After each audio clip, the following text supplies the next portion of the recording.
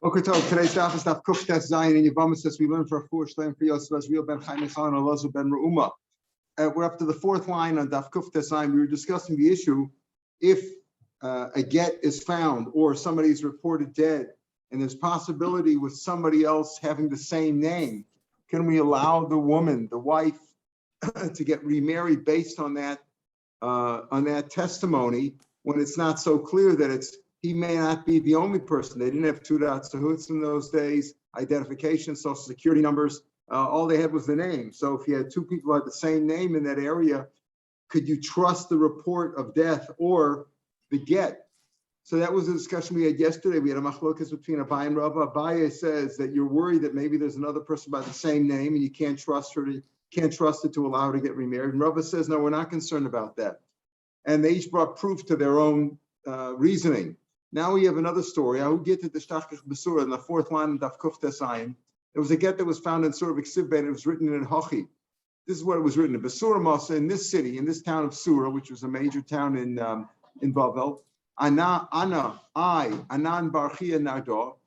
That was his name. Anan Barchia from Nardah. Patris V'Tarchas Plonis. I release and divorce my wife. In Sasi, my wife. Plonis and Sasi, my wife. That was her name. Plonis. Ubat Rabbanan, the Rabbanan check, the rabbis check Misur Bar Nardah, all the way from one major town, Surah, until another town, Nardah. Lahave Anan Barchia Achrina. There was nobody else by that name except for one.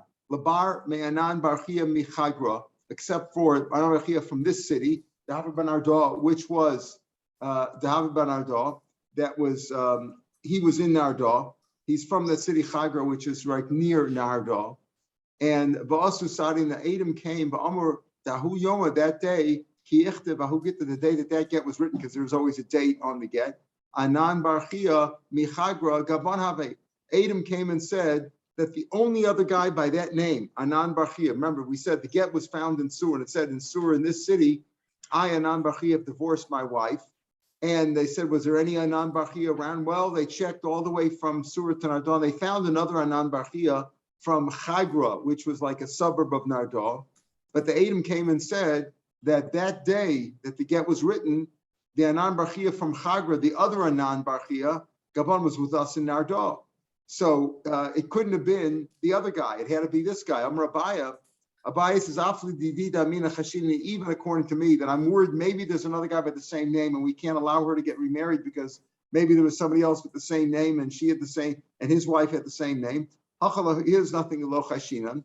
There's nothing to be concerned about. Because the Adam say the Ben Ardoah Have, the other guy by that name was in a different city. This get was written in Surah, and the other guy by that name was from Nardah, and we have Adam that said he was in Nardah on that day, the day that the get was written, and that was quite a distance away. It couldn't have, for example, it was more than 1 day's travel. My boy was Surah, so what would we be doing in Surah? If the Adam say that this other fellow was in Nardah on that day, how could it be in Surah? Therefore, you can rest assured that the get that was written in Surah, and it says Anan Barchia, right? Anan Barchia, I'm from Nardah. I am not from Chagra, but I'm from Nardah. I divorced my wife here in Surah, and you can rely that that's him because the other Anan Barchia wasn't in Surah; he was in Nardah that day. So therefore, even though I normally are concerned there's another guy, but here we have Adam to say that the only other guy by that name wasn't in town that day. Rava says just the opposite. I normally am not worried that there's another guy by that name. Here I am worried because we know there is another person by that name. Maybe what's your problem? You're saying the other guy by that name was in a different city.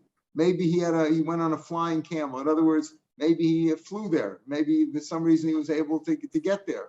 The kvitzas he had what's called kvitzas haderach. He had the men hashemayim, he was able to travel a great distance in a short time.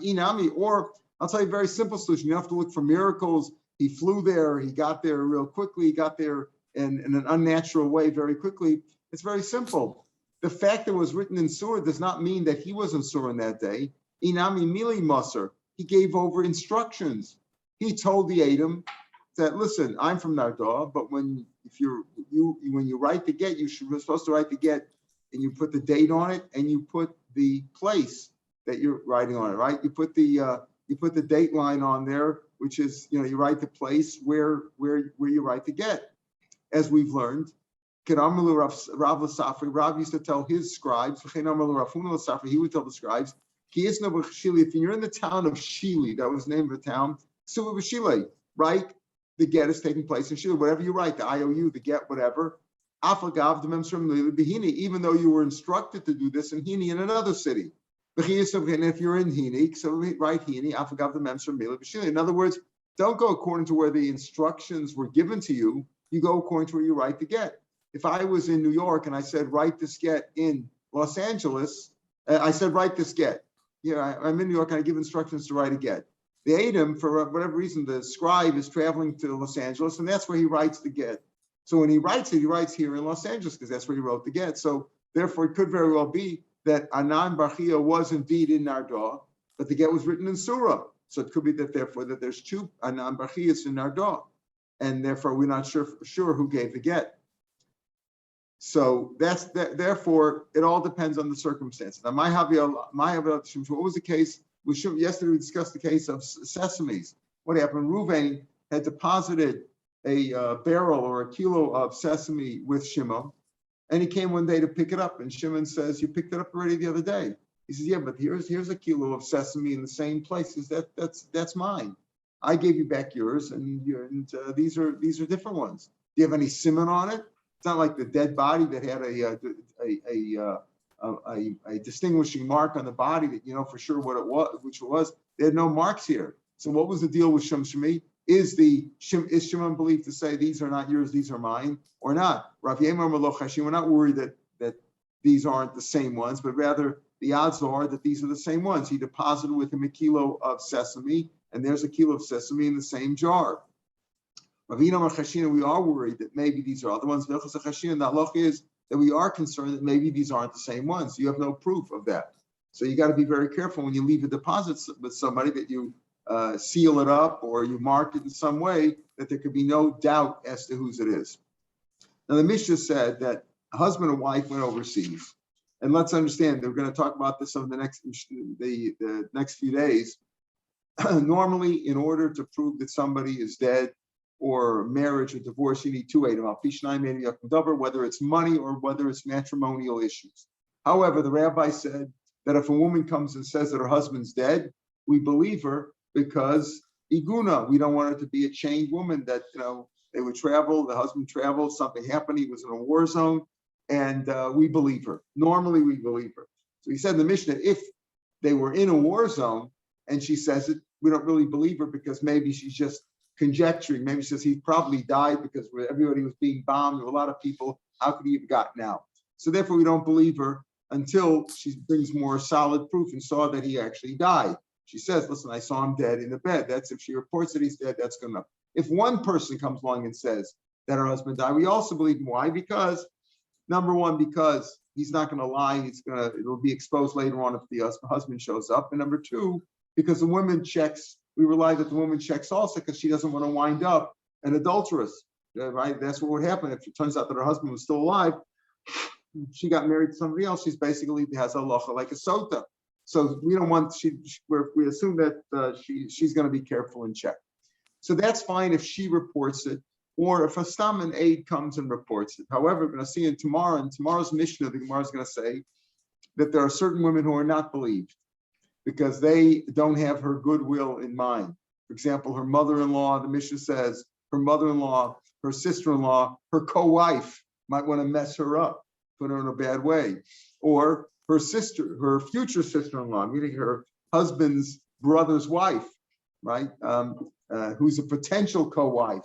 If her husband dies with no children, she doesn't want to wind up a co-wife. So these kind of people, and Basbala, or her husband's daughter, her stepdaughter, these people are saying, look, she's married she's in the family, now she's going to take all the money, these things exist. These fights go on in families. So certain women are not believed to report that her husband's dead, because they want to mess her up. They want to ruin her life. So we're going to talk about who's believed and who's not believed, but we said basically a wife is believed. And 1/8 stam, who's not a relative, is also believed. The Mishnah said if they went out of town and there was a war going on and she came back and reported that her husband's dead, we don't believe her, not because she's a liar, but because she might have conjectured. Or let's say they were known to be fighting. The husband and wife were in a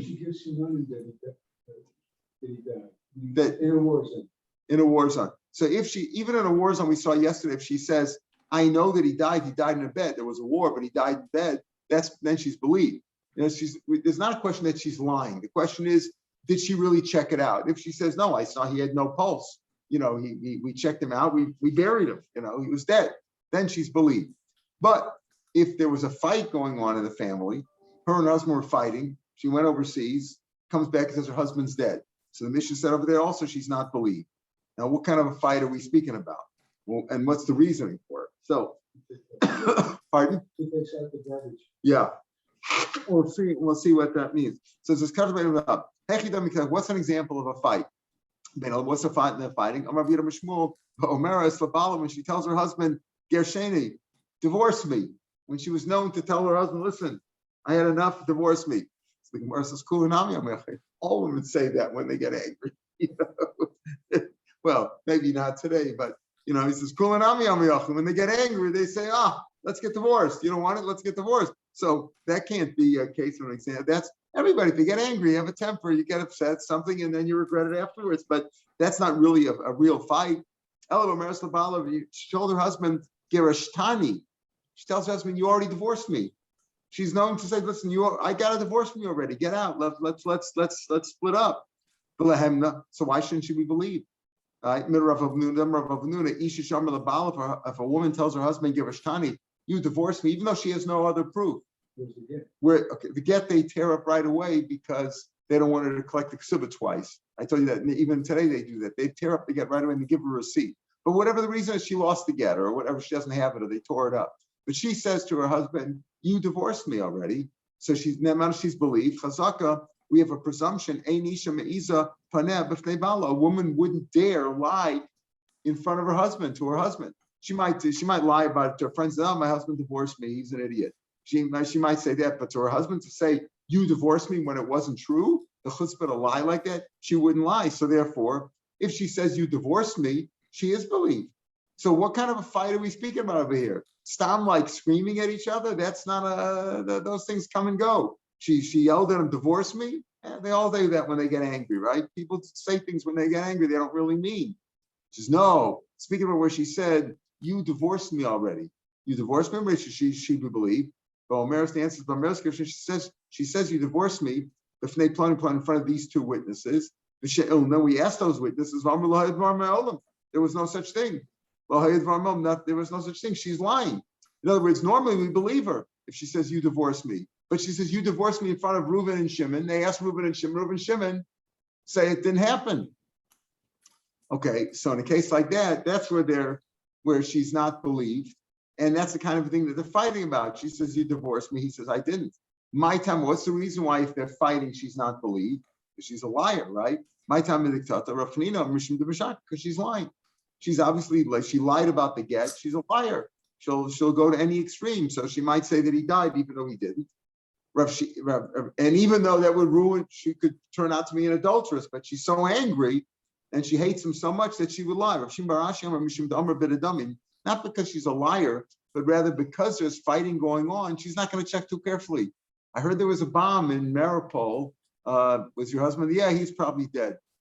She's there because she's angry at him anyway, not because she'd lie outright, but because she'll just conjecture and she won't those. What's the difference between what's between these two reasonings? The difference is Ikibinayu, says the Gemara, Ikibinayu, the Argil Huktata, he started the fight. If she started the fight, then you could say she's so angry and chased him so much that she would lie. But let's say he started the fight.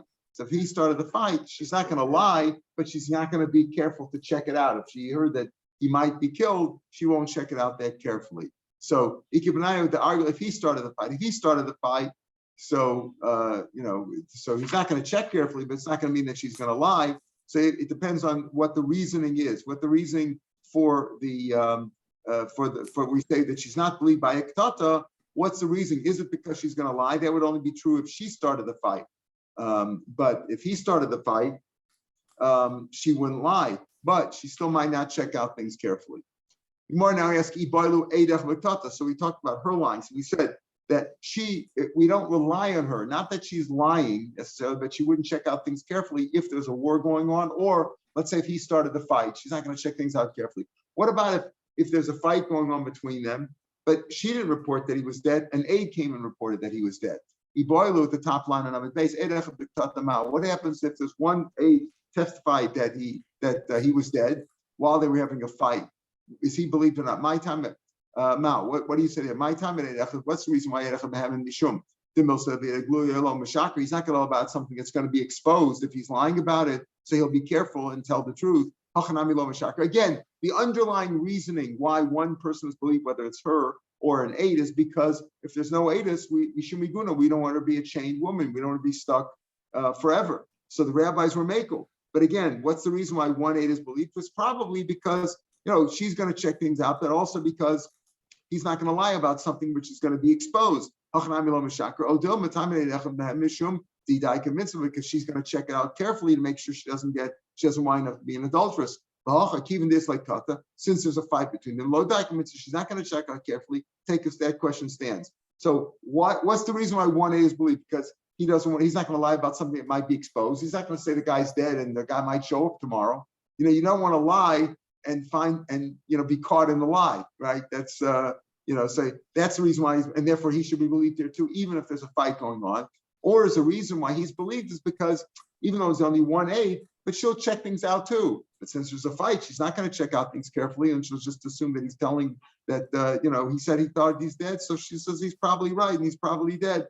So that would depend on the reasoning, which he believe, whether one A be believed or not. And this question stands.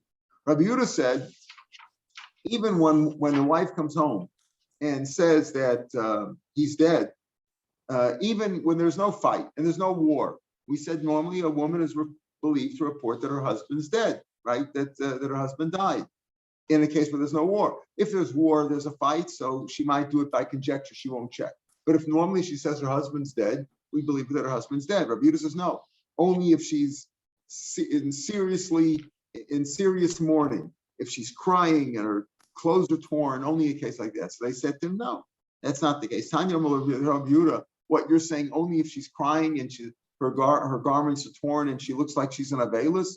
So according to you, with Varacha Pikchas, a girl who's smart and wants to show, prove that her husband's dead, so she'll tear her garments and she'll start crying.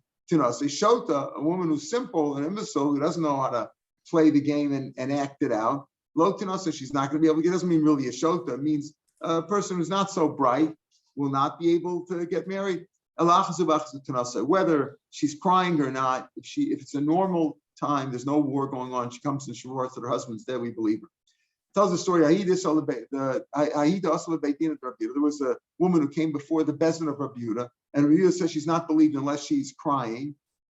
They told her, Safti Balech, you should mourn your husband, right? You should eulogize him, Kari Manech, tear your clothes, Sisri Mazayach, loosen your hair. In other words, you should act the part.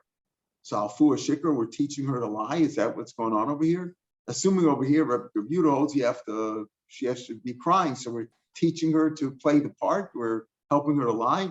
The answer is no. The ones who told her to play the part, Inuk Rabbanan's field, they hold like Rabbanan, you don't have to cry. You're believed to say your husband's dead if the conditions are normal, right? But Inuk Rabbanan's field, but Amr, they said, Tavarachi, Tavarachi, so Rabbi Yehuda should also be mad to you. We hold that you don't have to cry, but you're coming to Rabbi Yehuda's court, so you should show that you're in mourning, so that he will also make you allow you to get remarried. Now there was a story. The Gemara is going to relate the story in detail, but there was a story. How did it come about that we believe one woman? That we believe one woman saying normally you need to wait, and where do you believe that? Where do you come along that you believe the wife? There was a story. It happened once nearby. The Gemara is going to tell the story in a few minutes. There was a story like this. It was the end of the harvest season for wheat, and 10 people went out to harvest the wheat. 10 men went out to harvest the wheat. One of them was bitten by a snake, and he died. The wife, they informed her, and she came and she told the court, my husband died. He was killed by a snake. So it was nearby. They went to the field, and they found the 10 guys there, or I guess it's 9 guys now, right? They found them, and they confirmed the story. Okay, so the rabbi said, oh, You see from over here, you can believe a woman to say that her husband's dead. And from there, they said that that's the deal. If one woman comes and tells you that that her husband's dead, you believe him. Now our Mishnah tells us Beis Hillel and Beis Shammai disagreed about the circumstances. Beis Hillel says, listen, Beis Hillel says, look at the Mishnah. Beis Hillel, she's only believed if in a case like that, where they were harvesting the wheat, and there were a bunch of guys there, and it was right near town, right? The city was right outside of town, so that the rabbis could go and check that she was telling the truth. Only in a case like that does she believe. Because that was the case where they possibly said, oh, if that's the case, you see, you could believe a woman. Only in that case, where the town was nearby, and you can go and verify it by asking the other harvesters, etc. My Shoya, Amr Beis Shammai said, no. It doesn't make any difference if they were harvesting wheat or harvesting olives. Or if they were coming from grapes, harvesting grapes, or if they were coming from a different country. It makes a difference. That was that was the story. The story was they were harvesting wheat, and the town was, they were nearby, and the rabbis went out and checked it. But when the rabbi said, because of that, we can learn that you can believe a woman about her husband, it doesn't mean only if they're harvesting wheat and their towns nearby. That was the story. But because of that, they said you're allowed to believe her in any case, even if they were, whatever they were doing, or whatever the circumstances were, and even if it's from another country. Even when there weren't witnesses. In this case, there were witnesses. There were witnesses, but they saw from there that you could trust the woman. So they said, yeah, but they did. So they still said first that, yeah, but only in that case where it was the town was nearby, and you could go after, look for other witnesses, you could verify her story. Only in a case like that does she believe, even if you don't verify the story, because you could.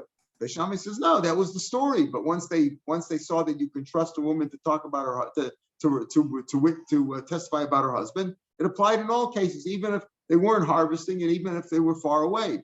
And Beis Hillel retracted their opinion, and they passed like Beis Shammai. A woman is believed to say her husband died, even if she was overseas and even if they weren't harvesting. Now the Gemara goes on to expand this story. It's the dialogue between the Tanya Amar Beis Shammai, Beis Hillel. According to Beis Shammai said, Beis Hillel, I understand you're saying only in that case, only in a case where they're harvesting wheat, and she came in the town and the field was nearby the town. According to you, that's only if they're harvesting wheat. What if they're harvesting barley? Are you going to tell me that she's not believed? You think it really depends on those exact same circumstances? It's only harvesting. Boats or whatever, as if they are gathering in grapes. They're harvesting grapes, right? They're picking grapes, or mosaic, or olives, or goder, or dates, or oder, or figs. Whatever they're harvesting. Who cares? What difference it make? How do you know that she's believed that too? The story was that they were harvesting wheat. But why didn't the color? The story, the truth is, it's the truth. Whatever they were harvesting, whatever the circumstances were, however he died. The story wasn't that they were in the same country. The field was right next to where they lived. The story is true whether the psak was wherever they lived, even if they went far away, and she came home and she was reported that he died. She's believed. Beis Hillel says no. Only Bosum Dina. Okay, maybe Beis Hillel would say, I grant you, it doesn't make any difference what they were harvesting. It doesn't make any difference. But at least if it was in that country, meaning she says he died in this place, and that place is nearby where they are in the same country, there's a lot of people could travel back and forth. Mir says she's afraid to lie. Because she says, listen, my husband was just killed outside of town, so you can go check it, because people travel back and forth, and you might be able to get testimony whether she's talking to the but from one country to another, the lo shchichin, it's not easy to travel in those days. Lo mir, so she's not afraid to lie. So therefore, Beis Hillel said, maybe it's true, maybe you're right. Whatever they were harvesting, we don't care, but it's only if it's nearby, not if it's far away. But at the end, the Mishnah said, Beis Shammai, even if it's far away, caravans do travel. Like today, people have revenge travel. Everybody's at the airport. They're all traveling. Whether they travel by plane or they travel by caravan or horseback or whatever, there's always people traveling. And therefore, she's afraid to lie.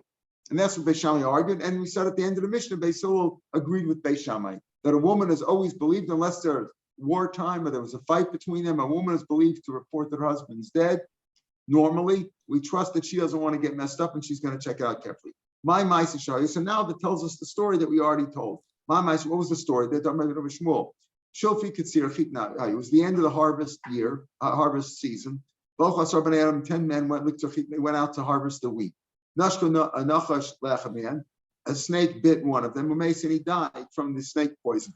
Ubas Ishto and his wife came Bodila Bezin. She reported to the Bezin. The Shulchan and the Bezin sent out messengers and Matzah, and they found that she was telling the truth. At that time they said, if she says her husband's dead, she can get married, she can also make yibmot based on that. Meaning, it's not just that her husband died that she's going to get married to somebody else. Even if she has her husband died so that she has to have yibmot with her brother-in-law, she's believed. She's believed that because we say that, like in this case, she's believed. The rabbi says she's believed all over. Now, Beis Hillel first said, at the end we said the Mishnah says that Beis Hillel agreed with Beis Shammai. But when they had a machlokes, what did Beis Hillel say? Well, the story was they were harvesting wheat and it was a nearby town. So whatever they were harvesting, she's only believed if she reports something about took place nearby, so that she's not afraid, that she's going to be afraid to lie because it's easy to get witnesses. Only the story that way. So now the Gemara says, Neimer of Chananya ben Akiva for Rabbanan. Let's say Rav Chananya ben Akiva will tell the story in the Rabbanan, but look to the Beis Shammai Mesil. They're arguing about the same machlok as Beis Shammai Mesil, the Tanya, because we're going to see, like again, the story is told at the end. There was a story, we had this case many times before, where somebody was traveling with the Mechatas, the Paraduma water, over the Jordan River. What they were doing over the Jordan River, it depends on the geography, what the Jordan River was there like at that time. For whatever reason, they had it on the Jordan River, and they were in a boat, and in the boat there was found a piece of a dead body, and it ruined the water. It ruined the whole water. So because of that, they said you shouldn't travel over the Jordan River in a boat with the Mechatas. They made that takana. So the question is, only on the Jordan River or any river? Why Dafka the Jordan? The story was of the Jordan River. So they said, no, the story was the Jordan River, so they made that takana. Here too, the story was with harvesting wheat, and the town was nearby. So the question is, did they only make the takana on that case or in all similar cases? The Tanya, we have this machlok between the Rabbanan and Rav Chananya ben Akiva. The person should not carry mechatas, the efer chatas, or the ashes of the chatas, the avir and bi'adin, and he shouldn't transport them in the Jordan River, who was feet in a boat. Now he shouldn't even throw them up when the Jordan River is very near. At certain points, you could just jump over the river. You shouldn't throw it from one side to the other because that's like a boat. What do you mean like a boat? In a boat, you sit, you don't walk. You sit in the boat and it goes over the water. So anything which is similar to that, where you're sitting, where you're not actually walking with it, there it goes there too. You shouldn't float them on the water, even if it's not in a boat. Just put them float them on wood or whatever. You shouldn't even ride them on an animal or on somebody else, meaning where you're sitting on somebody's back or on an animal when you're not walking is similar to, your feet aren't on the floor. That's similar to a boat where you're sitting and it's moving underneath you. Shouldn't do that. Unless your feet are walking on the ground. You can't transport the mechatas. That's but on a bridge, that's okay because a bridge is attached to the ground. That's like walking on the ground. Whether it was the Jordan River or other rivers, says the Tanakh. Why? Because the story was in the Jordan River, but when they made the takana, all rivers. Chananya ben Akiva, no, was only Yarden, was Finuk Ma'aseh, only in a boat, because the story happened in a boat that it became Tameh, only in a boat in the Jordan River. The story has to be exactly like it was. So Lema Rabbanan, Damik B'Shamay, Rabbanan would say it doesn't matter if it was a boat or an animal, anywhere where you're not walking on the ground. And any river would be okay. Any river, the same thing would apply. The story was in the Jordan River on a boat, but it could be any river. So Chadar Rabbanan go like Beis Shammai, who say over here also. The story was with this lady. They were harvesting wheat, and the town was nearby. But it doesn't make any difference. Whatever they were harvesting, and even if the town wasn't nearby, she's always afraid that she's going to be caught in a lie.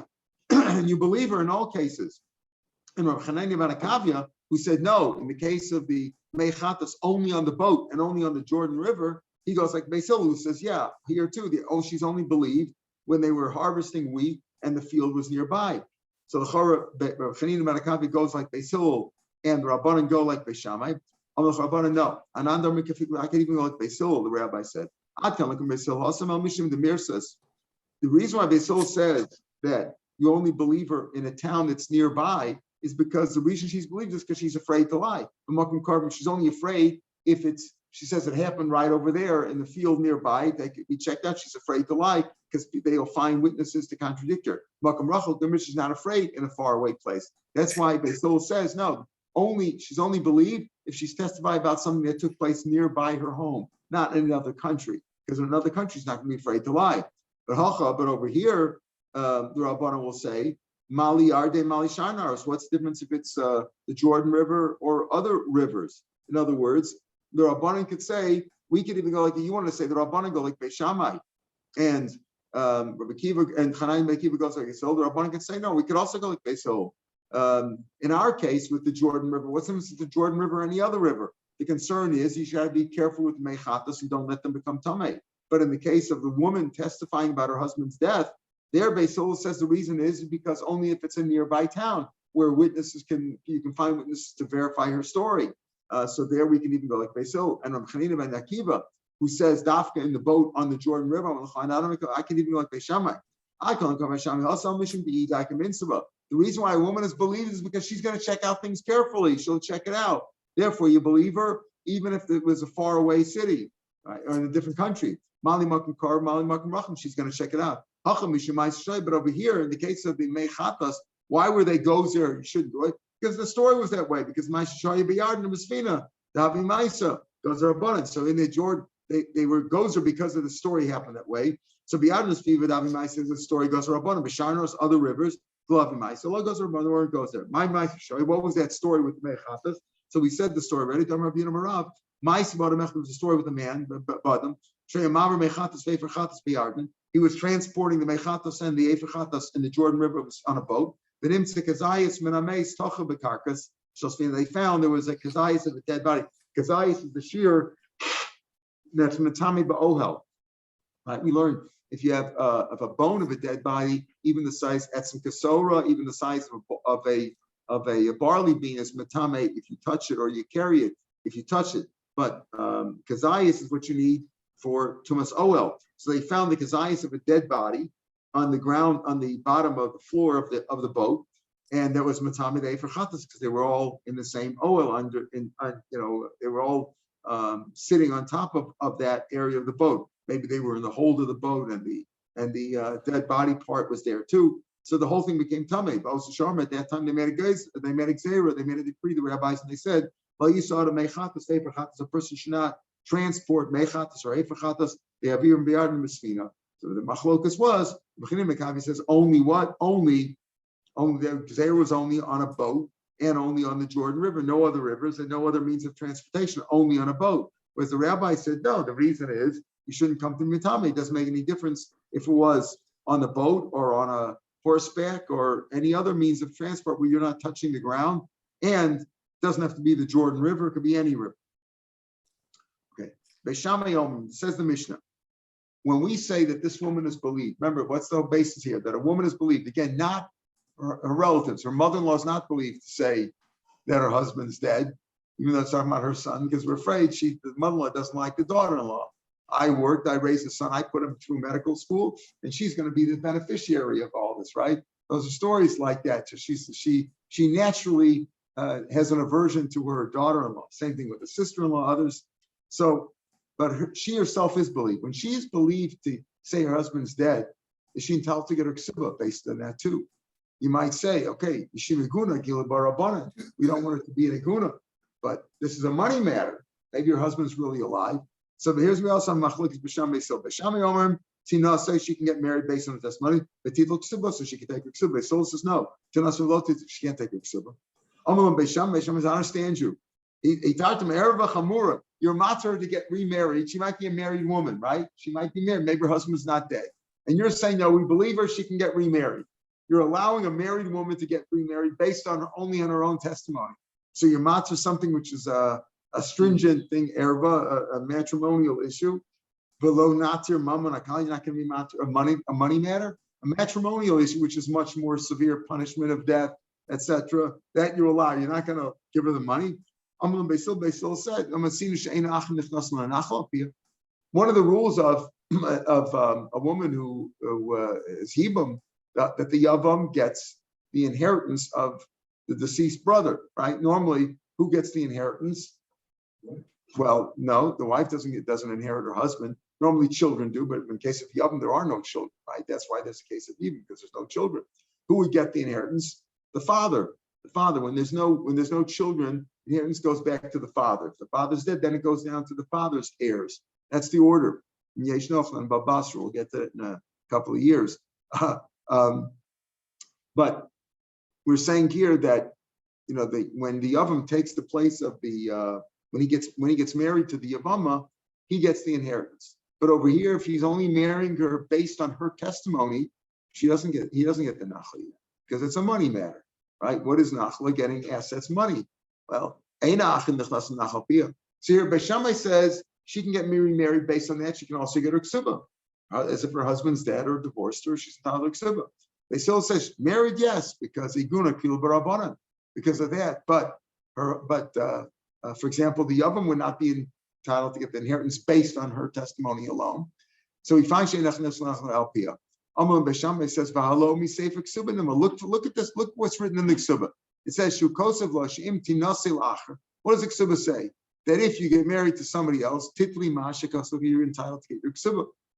As long as if say he dies, let's say, and she stays in the house, she's entitled to eat, etc., with the children. But once she gets married, she's entitled to get her ksuba. So here, if she gets remarried, she should get a ksuba. So learn from there. Just like we saw in the previous Mishnah, that Beis Hillel agreed with Beis Shammai that the testimony of the woman about her husband does not have to be in a nearby town or when like the specifics of the harvesting case. She's believed in general. Yeah, as long as there's no fight and there's no war going on, she's believed. So Beis Hillel is motive Beis Shammai there. And here Beis Hillel is also motive Beis Shammai that she's entitled to get her ksuba, even though the Yavam would not inherit his deceased brother when he performs Yibam on his wife based on her testimony alone. You need more than that because that's a money matter. Amar Chisda, Nisyabma, Yavama Nichnas LaNachla Alpia, right? Rav Chisda says that's not the case. Like we said in the Mishnah, Shmei Yibam, the Yavama is entitled to get the Nachla based on her testimony. Why? Heim Darshan Midrash Ksuba, they darshan the Ksuba, Anula Nidish Medrash Torah. If they expounded on the words written on the Ksuba, which was a man-made document, the text of the Ksuba is not Minat Torah. Even if you hold that Ksuba is Minat Torah, and there's machlokas about that, it's certainly not the text. So they expounded on the text of the Ksuba. We're not going to expound on the text of the Torah. What does the Torah say? Yaakov al Shem Achiv. He will get up and take the place of his brother, Amrachman. That's what Hashem said. And he took his place.